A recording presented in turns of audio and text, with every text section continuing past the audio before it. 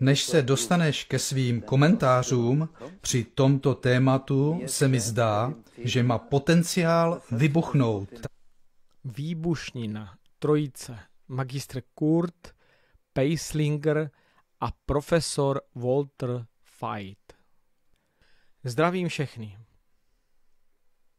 Co vlastně sem přišli tito pánové řešit? Božství anebo trojici? Z jakého důvodu tito dva odlišné pojmy, profesor a magistr, spojují a navozují dojem, že božství rovná se trojice? Jakoby snad nečetli věroučný bod církve adventistů 7. dne číslo 2. Začínáme koncepcí 3. Jakmile čtete v písmu a čtete o Otci, Synu a Duchu, dostáváte se do koncepce 3. Kde se vzala, pánové, tato koncepce? A zadává nám Bible přímo tuto koncepci? Nepodsunula nám tuto koncepci právě římskokatolická církev již před staletími? A my jen slepě papouškujeme a odmítáme vidět koncepcí 2? A tito pánové nejsou schopni vidět jinak nežli v tomto konceptu, jak následující slova potvrzují. Vždyť duch ďábelský taky netvoří samostatnou osobu a je spojen se satanem anebo padlými anděli. Proč by tak mělo být u Ducha Svatého? Křtěte je ve jméno Otce i Syna i Ducha Svatého. Znovu koncepce 3. Tento verš rozmělňují pánové do podoby, kde poukazují na stranu, která věří, že tam nepatří, a nakonec přechází k tomu, že někomu se nehodí ani co píše Pavel. A tak nějak to více a více ředí. Prostě jsou lidé, kteří určité výroky raději ignorují způsobem, že řeknou, v originále to není.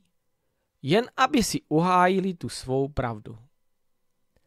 Následně přecházejí na otázku, jestli si Bůh ochránil písmo, anebo ne. Mnozí lidé sjezdili ku světa, aby zjistili, jestli v dané kapitole daný verš v originále byl, anebo ne. Jelikož často jeden verš, anebo jen slovo nakonec změní porozumění na některé z témat Bible. Mění vaše uctívání, pane profesore a magistře. A profesor Veit dělá jakoby nic. Je to jedno, jestli tam ten verš je nebo není.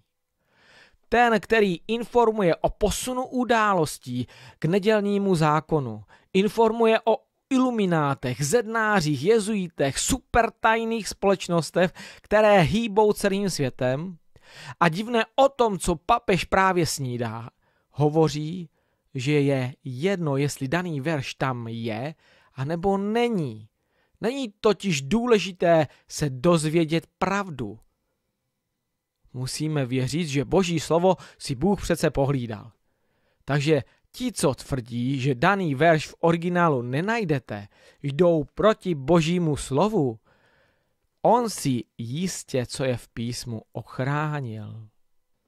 Má otázka, pánové. A kterou Bibli si Bůh pohlídal? King James Version, Bibli kralickou, ekumenickou, slovo na cestu, Bibli jeruzalémskou, anebo snad tu od svědků Jehovových. No tu asi ne, jak profesor s magistrem hovoří o kousek dál, tam došlo k změnám. Pozor na ní, tu si Bůh neohlídal. To je zajímavé, že? U svědků víme, že došlo ke změnám v jednom verši, který se týká Ježíše, jestli je Bůh anebo není. A u Matouše 28:19 v naší Biblii nepátráme, jestli má tam být anebo ne. Protože bychom se náhodou ocitli na pohyblivém písku a trojice by se nám někam mohla propadnout. A my s ní. Takto kolem toho verše pěkně uťapkáme, spevníme a hodíme to na Boha, že on si toto místo, anebo přímo písmo, které profesor Fajt používá, pohlídal. Kdo si mi řekl, že nejdůvěryhodnějším překladem je dnes právě Bible svědků Jehovových. Věřte nebo ne?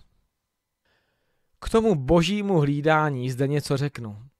Když Bůh se synem učinili Adama a Evu a usadili je v Edenu, řekl jim, ze všech stromů můžete jíst, jen ze stromu poznání dobrého a zlého nejeste. Jinak zemřete. Kolem toho stromu nepostavil žádný plot s bránkou na zámek a klíč od ní neschoval a ani zeď neučinil, přes kterou by musel Adam s Evou přelézt. Prostě jen řekl, nejez nebo zemřeš.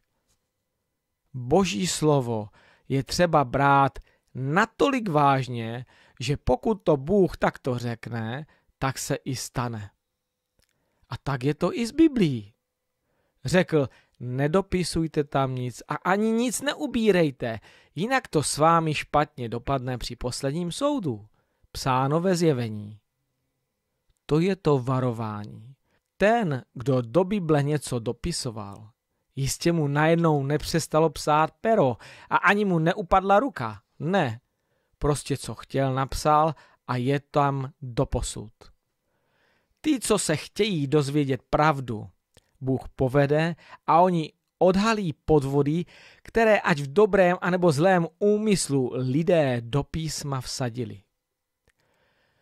Kdyby jsme si dali tu námahu a složili tým, který by pátral po těchto změnách, které v písmu jsou, tak by nám nakonec zůstalo písmo pevné jako skála. Žádný pohyblivý písek, jak nám ve videu hovoří pánové.